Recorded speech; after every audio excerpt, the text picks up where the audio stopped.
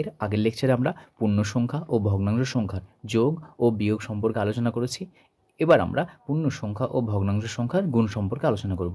পূর্ণ সংখ্যা মানে কি? যে সকল সংখ্যাগুলি পূর্ণ আকারে থাকে, যেমন 1, 2, 3, -5, -4, -3, -1, এই সমস্ত সংখ্যাগুলো হচ্ছে আমাদের কি পূর্ণ সংখ্যা।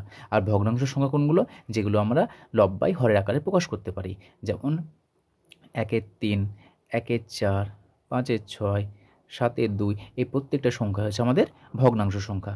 এবার আমরা এই সংখ্যাগুলির মধ্যে আমরা গুণ নির্ণয় দেখো। পূর্ণ সংখ্যা রয়েছে 2 আর ভগ্নাংশ সংখ্যা রয়েছে 5/4। তাহলে এই সংখ্যা দুটিকে গুণ কীভাবে করব? নিচে যেটা বসে আছে সেটা নিচে রেখে দেবো। নিচে 4 ছিল, 4 রাখলাম। এই দেখো 2 যে সংখ্যাটা আছে সেই 2টা কোথায় আছে? নিচে বসে আছে না উপরে বসে আছে? শুধুমাত্র এটা দেখো, যে কোনো পূর্ণ সংখ্যা আমরা 1, 2, 3, 4 যাই লিখি না কেন, প্রত্যেকটা সংখ্যার নিচে কিছু না মানে 1 আছে। তার মানে এই যে 2 সংখ্যাটি আছে সেই সংখ্যাটা কিন্তু উপরে বসে আছে, আর নিচে কিছু নেই মানে কত আছে? 1 আছে। তাহলে আমরা জানি উপরের সঙ্গে উপর গুণ হয়, নিচের সঙ্গে নিচের গুণ হয়। তাহলে 4-এর সঙ্গে 1 গুণ করে দেখো 4ই বসে দিয়েছি আমরা। আর এই 5-এর সঙ্গে কী হবে? 2 গুণ হবে। তাহলে 2 গণিত 5। তাহলে কত আসছে এটা আমাদের? এটা আসছে আমাদের 10/4। যখনই আমরা ভগ্নাংশ আকারে লিখব সর্বদা এটা আমাদের প্রকৃষ্ট আকারে অর্থাৎ ছোট আকারে ভেঙে লেখার চেষ্টা করবে। এটা যদি আমরা ভেঙে লিখি তাহলে কত হবে? 2 দুগুণ 4, 5 দুগুণ 10, কাটাকাটি করলে হচ্ছে আমাদের 5/2।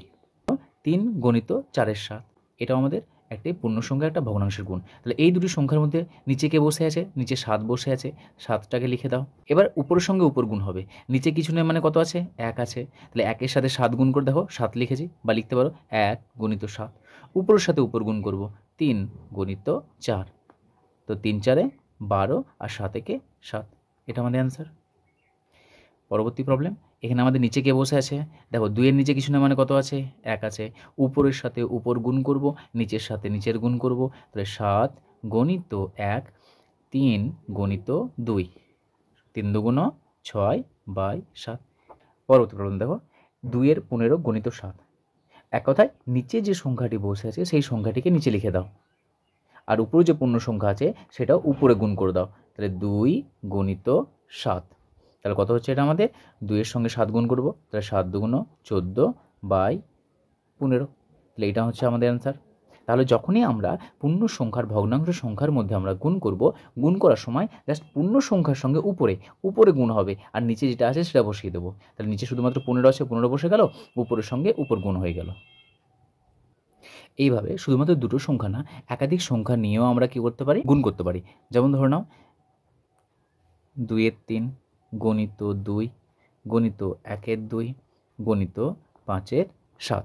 তাহলে দেখো এই সংখ্যাগুলি প্রত্যেকটা কিন্তু আমাদের দেখো পূর্ণ সংখ্যা রয়েছে আর ভগ্নাংশ আছে। তাহলে এখানে যদি আমরা গুণ করতে চাই, উপরে কে কে বসে আছে দেখো, প্রত্যেকটা দেখো গুণের আকারে আছে। তাহলে আমরা কী করবো? উপরে যতগুলো সংখ্যা রয়েছে প্রত্যেকটা সংখ্যা উপরের সঙ্গে উপর গুণ করে দেবো।